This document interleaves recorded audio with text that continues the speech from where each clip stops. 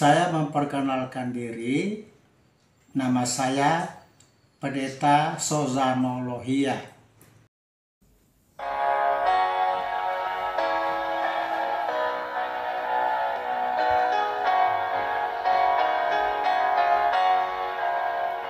Kuasamu dan membangunlah, hendak kami sabar. Dan karena itu ya Tuhan, kami takkan gentar, bagaikan pada segenggam mestilah busuk dipendam, supaya tumbuh dan segar di panas surya membakar, berbuahlah tuayan pun besar.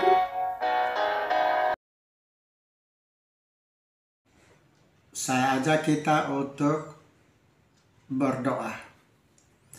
Ya Tuhan, kami akan membaca, mendengar, merenungkan firman-Mu, dan firman-Mu itu, Roh yang Kudus, menguatkan hati pikiran kami, sehingga boleh dikuatkan iman dan menjadi pelaku-pelaku firman-Mu. Dalam Tuhan Yesus kami berdoa, amin. Bacaan kita pada sore atau malam hari ini dari Keluaran pasal 8 ayat 16 sampai 19. Yang demikian bunyinya. Tulah ketiga, nyamuk. Berfirmanlah Tuhan kepada Musa, katakanlah kepada Harun, ulurkanlah tongkatmu dan pukulkanlah itu ke debu tanah. Maka debu itu akan menjadi nyamuk di seluruh tanah Mesir.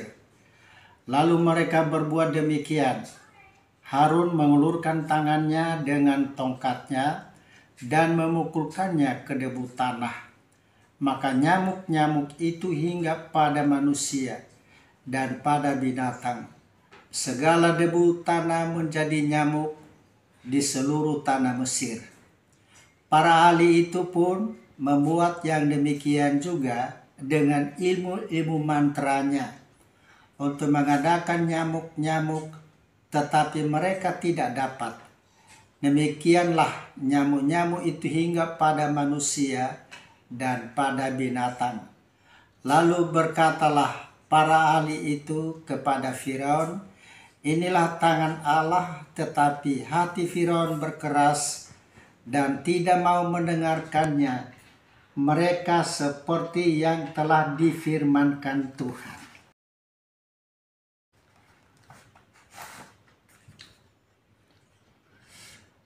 Mengakui kuasa Tuhan. Ini perbuatan tangan ilahi, ayat 19. Tidak mudah mengaku peran Tuhan dalam hidup manusia. Manusia cenderung menempatkan dirinya di atas Tuhan. Akibatnya, segala yang terjadi dalam hidup ini seolah terjadi atas kekuatan dan kemampuan diri manusia sendiri. Bahkan manusia sering menganggap dirinya bisa menyamai Tuhan. Di sisi lain, dapat terjadi bahwa sebagai umat Allah terbangun superioritas bahwa Allah hanya ada dalam pemahaman umat Israel berupa pengakuan terhadap kemahakuasaannya. Sementara bangsa-bangsa lain dianggap tidak memiliki pengakuan terhadap Allah dan kuasanya, serta pemahaman yang benar tentang Allah. Tetapi tidak dalam kisah penyataan.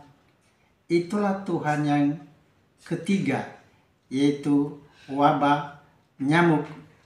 Kuasa Allah yang dinyatakan melalui Musa bertujuan untuk menegur tindakan tidak berperi kemanusiaan Firaun yang melakukan penindasan terhadap bangsa Israel secara sistematis. Untuk kesekian kalinya dikatakan Allah bekerja menyatakan dirinya terhadap bangsa penindas Mesir, agar pemimpin mereka tahu dan segera sadar akan kesalahannya dan mengubah sikap. Untuk ketiga kalinya Firaun tidak berubah. Dalam ayat 19 dikatakan Firaun berkeras hati dan tidak mau mendengarkan mereka. Namun ada yang berbeda. Para ahli ilmu gaib yang sering secara langsung melakukan perlawanan terhadap Musa dan Harun justru menyatakan yang sebaliknya. Terdapat kesan bahwa mereka turut memberi saran atau nasihat kepada Firaun agar mau mengubah kebijaksanaannya menindas bangsa Israel. Tetapi nasihat mereka rupanya tidak mengubah sikap Firaun. Hingga mereka sendiri biasa berkata, ini perbuatan tangan ilahi. Ayat 19, memang tidak disebutkan apakah dengan begitu para ahli ilmu gaib itu mundur dan diperalat oleh Firaun dan tidak bersedia lagi berhadapan dengan para abdi Allah seperti Musa dan Harun.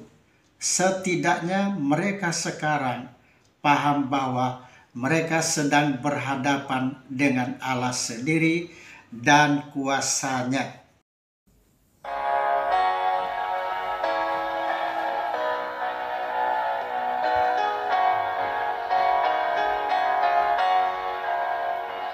Teladan sudah kau beri demi deritamu,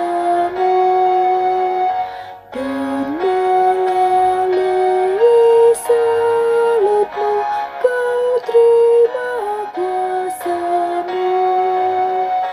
Bagian kami tak lebih seperti segenggam benih melintas kubur yang gelap, agar kelak kami menetap bersamamu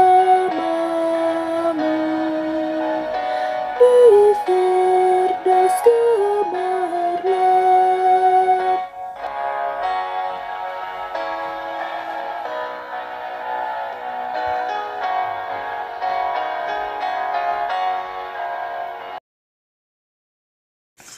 Mari kita berdoa. Tuhan, terima kasih firman-Mu yang boleh kami baca, dan jauhkan kepada kami kekerasan hati seperti Firaun. Tuhan menegur, menasihati agar berubah dan menjadi baik. Harapan kami Tuhan, ubah hidup kami, baharui, sehingga Roh-Mu yang kudus menolong dan menyertai kami. Tuhan memberkati semua yang membaca firman-Mu dan mendengarnya. Dan kami percaya bahwa firman-Mu tidak pernah berubah dan menjadi berkat dalam kehidupan kami. Demi nama Tuhan Yesus kami bersyukur dan berdoa. Amin.